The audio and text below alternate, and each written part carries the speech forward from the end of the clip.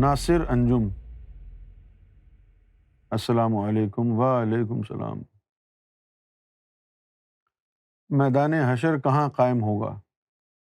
اسی زمین پر یا کہیں اور جو لوگ جنت یا جہنم میں جائیں گے وہ عالم ملکوت میں ہے، تو وہاں کیسے جائیں گے؟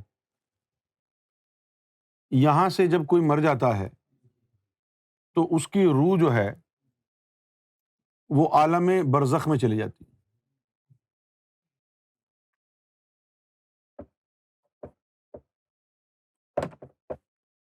اب یہ جو عالم برزخ ہے، عالم جبروت کے اندر یہ وہ مقام ہے کہ جو ڈپارٹڈ سولز کے لیے ہے، جو دنیا کا پھیرا لگا کے واپس چلے گئے ہیں۔ ٹھیک ہے؟ عالم برزخ کن کے لیے ہے؟ اب عالم برزخ میں دو حصے ہیں، ایک تو علیین ہے اور دوسرا ہے سجیین۔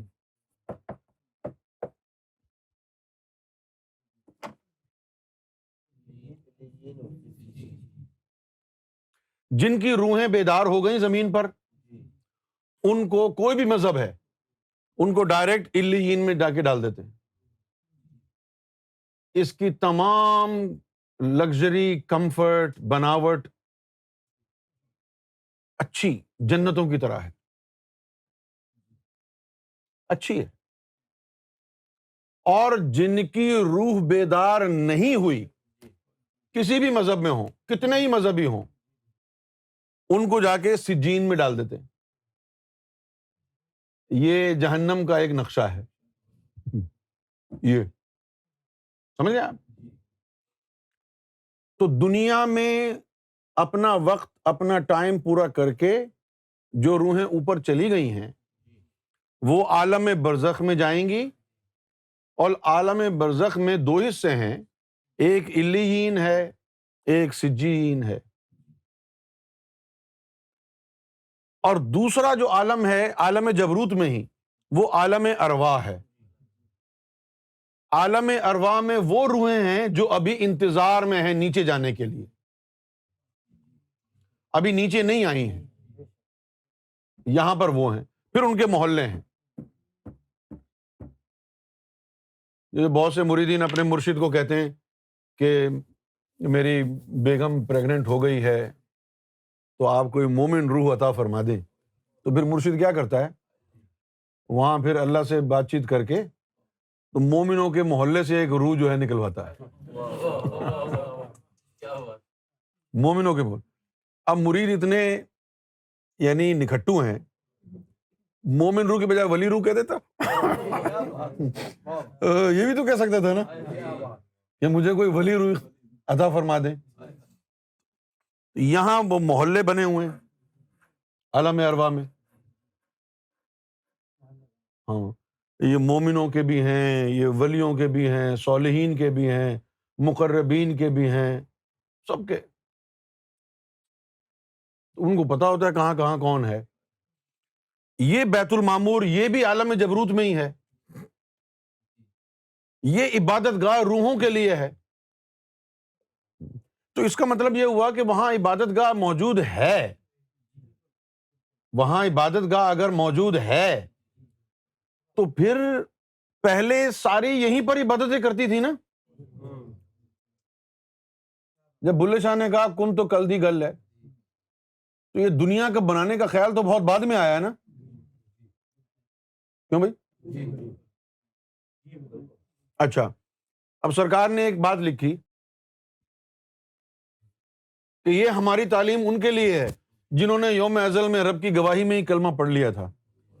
تو جو روحیں بیت المعمور کا طواف کر رہی ہیں اوپر، ابھی نیچے نہیں آئی ہیں، وہ بیت المعمور کا طواف کر رہی ہیں، رب کا کلمہ بھی ادھر پڑھ رہی ہیں، تو پھر نیچے آنے کے بعد جو ہے ان کے لیے پھر اللہ نے بہانہ ہی بنانا ہے نا۔ جیسے ہماری یہ بہن آئی، اب ان کے لیے بہانہ ہی ہے نا، یہ تو شروع سے ہی اللہ والی ہو گئی نا۔ تو یہ وہاں عبادتیں بھی کر رہی ہیں، روحیں آ جا بھی رہی ہیں، لیکن جب اس نے نیچے بھیجنا ہے تو وہ بے ہوش ہو جاتی ہیں۔ وہ بے ہوش ہو جاتی ہیں. اب کیوں جو جسم ہے ہمارا اس میں نار ہی نار ہے، وہ آئی بے ہوش ہو گئی. پھر جب نس نس میں نور جاتا ہے پھر یہ بیدار ہوتی ہے، خود ہی جانا شروع ہو جاتی ہے. اب عالم برزخ میں ساری روحیں ہیں، تو یوم محشر لگانے کے لیے اللہ تعالیٰ دوبارہ ان کو زمین پہ لائے گا؟ دوبارہ تو نہیں لائے گا نا.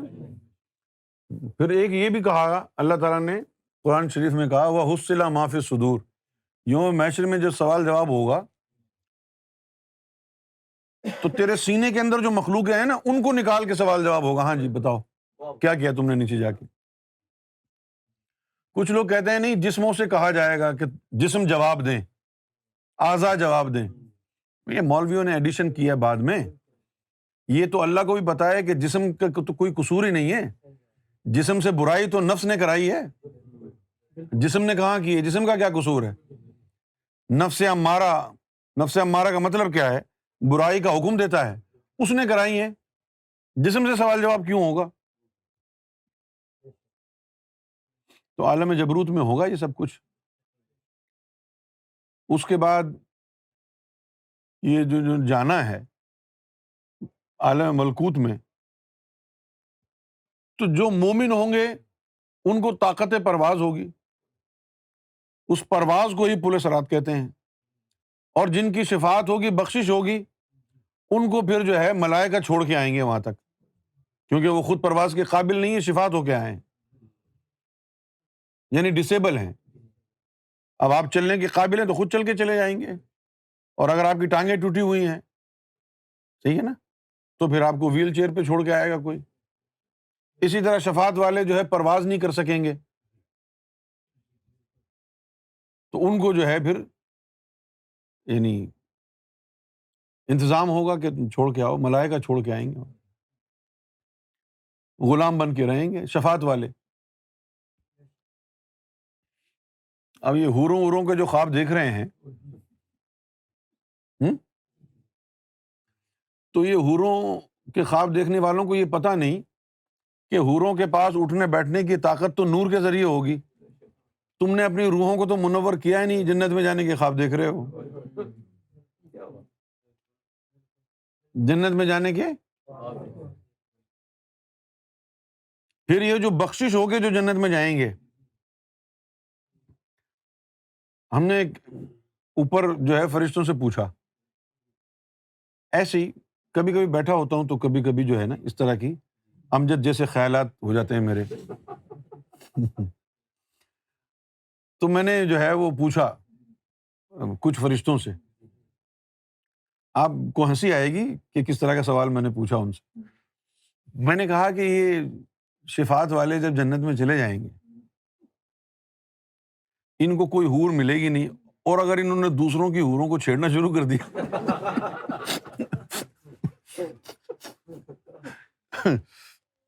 اور انہوں نے دوسروں کی حوروں کو چھیڑنا شروع کر دیا تو پھر کیا ہوگا؟ وہ فتنہ و فساد نہیں پھیلے گا جنت میں؟ تو فرشتے کہنے لگے یہ تو ہے، ہاں یہ تو مسئلہ ہے، اب یہ پتہ نہیں کیا ہوگا. تو میں نے کہا تو بتاؤ نا، تم نے تو داخل کرنا ہے لوگوں کو جنت میں، تم لوگ لے کے جاؤ گے تو تمہیں ہی پتہ نہیں ہے؟ ہمیں بتایا ہی نہیں گیا.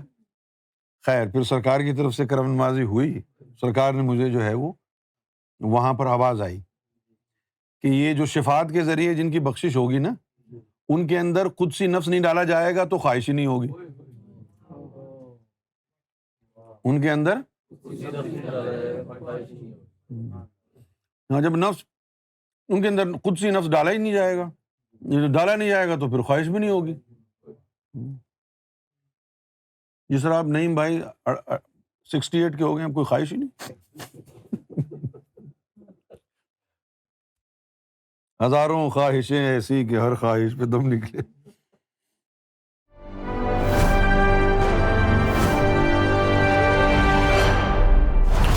TV, bringing light, love, and peace in your life.